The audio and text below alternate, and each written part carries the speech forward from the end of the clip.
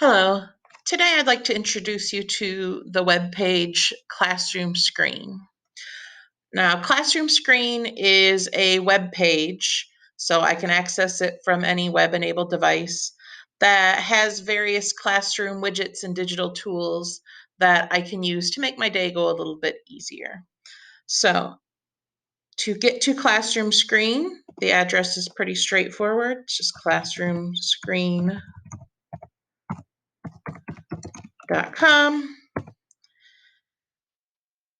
And it's one page. Everything I need is right there on the home page. So here it is, it's loading. Let me move my Screencastify menu out of the way.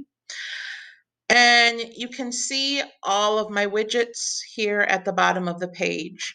So we're going to take a few minutes. We're just going to walk through the widgets so you can see what it has to offer. So the first widget I have at the bottom is my language. If I don't speak English, if I'm in a bilingual classroom and I want to use a language other than English, which is what it defaults to, you can see there's quite a wide variety of languages that I could choose from that I could project in this app.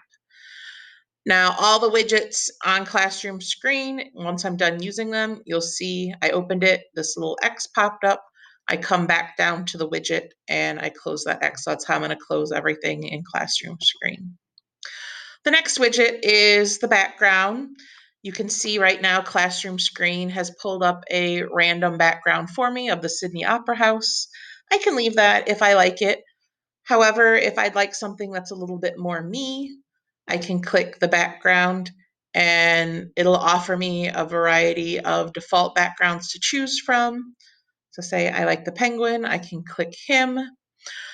They do offer a few GIF backgrounds. However, within the RPS 205 network, I haven't had a lot of success with them.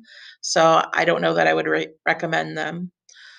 I also have just solid colors that I could use as a background. I can also upload a picture from my computer. So if I wanted to use a picture that I already have saved on my hard drive, I could do that.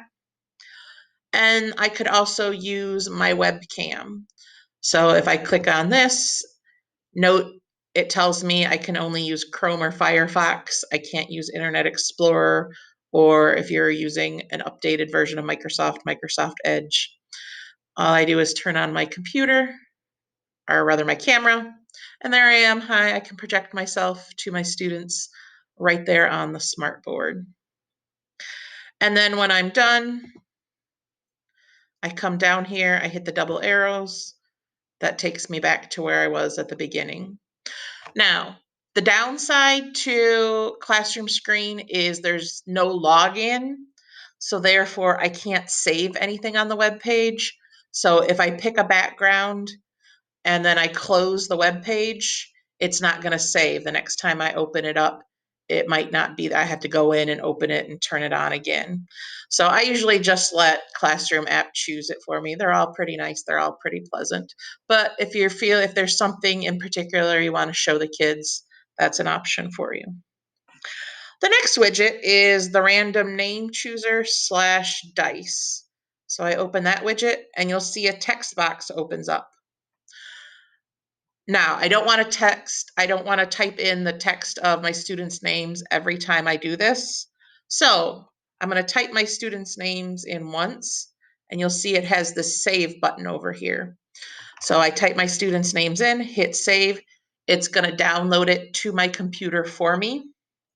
And now every time I want to use that list, I come over here to the upload button. If you haven't seen this before, this is kind of a default upload button you may have seen in other apps. And it's going to pull up my computer's hard drive. And I don't think I saved my student list on this computer. Oh, I did. So I'm going to click on that. And there's my class list. So now when I want to choose a student, I just hit the choose button. And there's my selected student. So every time I open the Classroom Screen web page, I will have to upload that file, but you can see once I have that file saved in my hard drive, it uploaded almost instantly. So it's not a huge deal. But if you're not shutting your computer down every day, I would just go ahead and leave this web page open, and then you don't even have to bother with uploading every day. Then to get to the die, I go to the top and we can see there was the image of the students. Now here's the image of the die. I click on that and it tells me I can have 1, I can have 2, or I can have up to 3 random dice rolls. And if I want it in the middle of my page, there's my handy dandy crosshairs to move it around the page. I can put it wherever I want. And again, once I'm done with it, I come down to my widgets toolbar. I know a lot of times when I started using this web page, my instinct was try to click out of it up here, and I'm like, what the heck? Why won't it close? You always got to remember to come down to the widget toolbar, close it from here. The next widget is the sound level. And you'll see again, it's telling you you have to use Chrome, Firefox, or I can now use this on an iPad through Safari. And all I do is turn my microphone on, and here's my sound meter. And again, I can move that around the screen wherever I want. And then there's 2 settings I have to turn on. First is the sensitivity. How well do I want the microphone to pick up? Now, if I'm using my smartboard computer, anything that's closer to the computer is obviously going to be picked up better. I'm at Carlson. We're an open pod school, so we get a lot of noise from the other classrooms. Usually if I put the sensitivity down to a 2, it's still pretty good at measuring the noise within my classroom, but it doesn't really pick up the noise from the other classrooms. If you're in a school with walls and doors, you might need your sensitivity upped a little bit. So the first time you use this, I would recommend just sit on your laptop with it where the students aren't watching it, test it out, just kind of measure the general noise in the classroom, see if you like it, if you don't like it, and then find out where your good levels are. So again, I like to set my sensitivity to a 2, and then you just decide once you kind of watch it and see what's an acceptable level, what's not an acceptable level. You're going to take your scale, and you move your scale with your arrows over here on the left, and you're just going to put your maximum threshold where you think it's acceptable. So usually during center time in my classroom, if my sensitivity is at 2, usually when kids start hitting that 7, it's getting too loud. So that's where I set it for my classroom. And the kids know if it gets past that 7, too loud. And I even come down here, there's a bell you can turn on. So once I start to get too loud, it's going to go off. It's going to let the students know too loud. Now, if you don't like that, if you just want the visual, you can turn the bell off as well. The next widget is the QR code. And this is nice, especially for the littles, in getting them to various websites. So if you have a website you want students to be able to get to quickly, and you don't have the shortcuts installed on the iPad, especially right now in the district where putting apps on iPads are not really a priority for IT, you can just come to this QR code creator and type in the web page. So say right now they have the QR code to classroom screen in there. But if I want, say, Google's home screen,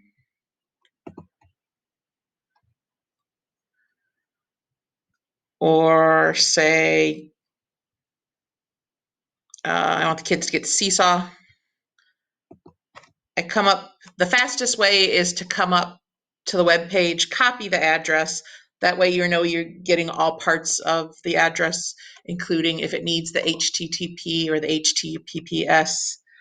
So I copy that, I come back to my QR code reader, and I paste that address in. And now, if kids take a photo, and with the iPads, simply using the camera, we'll read the QR. It'll automatically take them to that website. And again, I can move it around. I also have the option of making it bigger or smaller. If I were to want to print this out, There's no direct print button on the classroom screen website, but I could just come up here to my Chrome menu, which is the 3 vertical dots, and there is a print option in my Chrome browser. So I open my print, there's my QR code, and it's even letting me know what web page it is. And so if I needed a hard copy, I could get the hard copy that way. My next widget is the drawing tool, and pretty self-explanatory. It's just a digital whiteboard. So this is a nice option if for some reason your pens aren't working on your smartboard or the notebook app isn't working. You could open this up. Now they would have to use the mouse if the touch part of your whiteboard isn't working, but it still allows you to put pen to board, as it were, if you needed to. So I just come over here, I can pick my color. There you go. The circle with the solid black line is my eraser, so once I click on that. Now, unfortunately, I can't change the size of the eraser. It's only as big as my mouse. And then the X will just clear everything out completely. And then I also have some background tools. So I have, if I needed a centimeter type grid, or if I wanted, I don't know why you would want to use triangles, but if you wanted triangles, you could have those. So again, you can just kind of play around with those. I have my XY coordinates. So if you're not finding that online, this is actually what I think is more useful than just the plain whiteboard itself. If I can't find these tools on the internet or in the Smart Exchange, I know they're right there. I can pull them up. I can use them as needed. There's my background again. So I have a transparent. I could still write on so if I had uploaded a photo, now I could draw on that photo. As we saw, there's the lined paper. If I'm a music teacher, I have my staff. So those are just some options you can play with. And then I can change the thickness. So if I take it down to 1, I have a pretty thin line. If I put it up to 10, you see the line comes a lot thicker. And I don't know if I've ever tested out what the maximum is on this, but you can see it's gotten pretty thick here. And then next to it is just the drawing box, which is the exact same thing, but just a smaller size. So if I have something going on over here, like my timer or my sound level that I want kids to see, but I also want to put some notes up here for them to see. Hey kids, make sure you don't forget X, Y, and Z. I can do that as well. I can also, again, upload. If I have things I want to put on my background, there's that universal upload icon.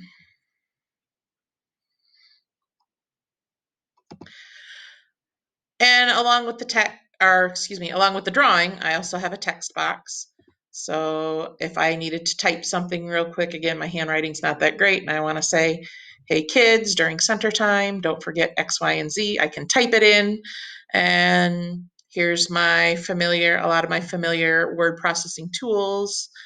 I can change my font. I can change my text color, my text highlight, centered, line spacing, the horizontal line.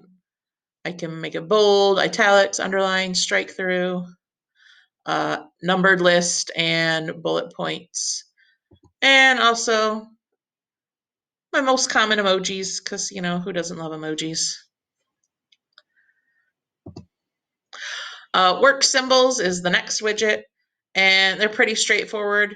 If I want kids to work at a certain sound level, I just click the sound level I want, and now it's nice and big where everybody can see. Hey, 0 voice, level 1 voice. You can talk, you can ask your neighbor, or you're working in small groups. Traffic light, probably not as interesting as the sound. It doesn't really measure anything. It's just stop, listen to instructions, wait, think, go, get to work.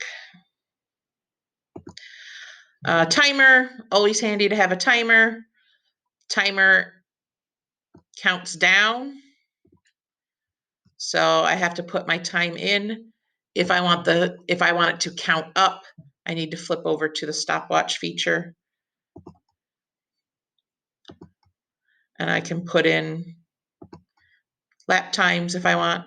Oh, it took us this long, it took us this long, it took us this long. Obviously, if you're not in a gym class, you're probably not measuring actual laps, but you could measure, oh, it took us 15 seconds to get in our seats. It took us 20 seconds, et cetera, et cetera. And then when you're done, stop, reset. And then clock, you got your standard analog clock and your digital clock. You can do standard time, you can do military time, or if you're in class for, and it seems like a really, really long time, you can even put up a calendar if you want. And then the last widget is actually a separate website, and it's way over here on the right. So I click that, and that's going to be the exit poll website, which is still part of Classroom Screen, but obviously you can see it takes me to a separate tab. And it's just a quick way to get a survey of your students. Basically, you decide what kind of answer you want them to give. Do you want them just a yes, no, happy, sad? Maybe give them an in-between, all the way up to 5 different choices. And then what you do is you have the student, now they can't do this from remote devices. They have to get up, get out of their seats, which sometimes is not a bad thing. Get them up, get them moving. They come to the board and they just do a quick tap. Pretty good, not 100%. And again, each student's going to click how they felt until you get everybody's opinion. And then once everybody's had a chance to give their opinion, you come up here to the top and you click show results, and we can see how we're feeling. Can start a discussion or just be a quick check for you. Well, they're not feeling 100%. Maybe I got to go back, discuss this again, and then just reset when you're done. So Classroom Screen, pretty straightforward, pretty simple, pretty self-explanatory, but a lot of good things packed into one little screen. If you haven't tried it before, I would highly recommend it. Have it open on your computer when you come in the morning, and then just as you go through your day, click, click, click. You have a lot of the tools that you need to make classroom management more easy. As always, if you have any questions or comments, you can email me at jill.briscoe@rps205.com.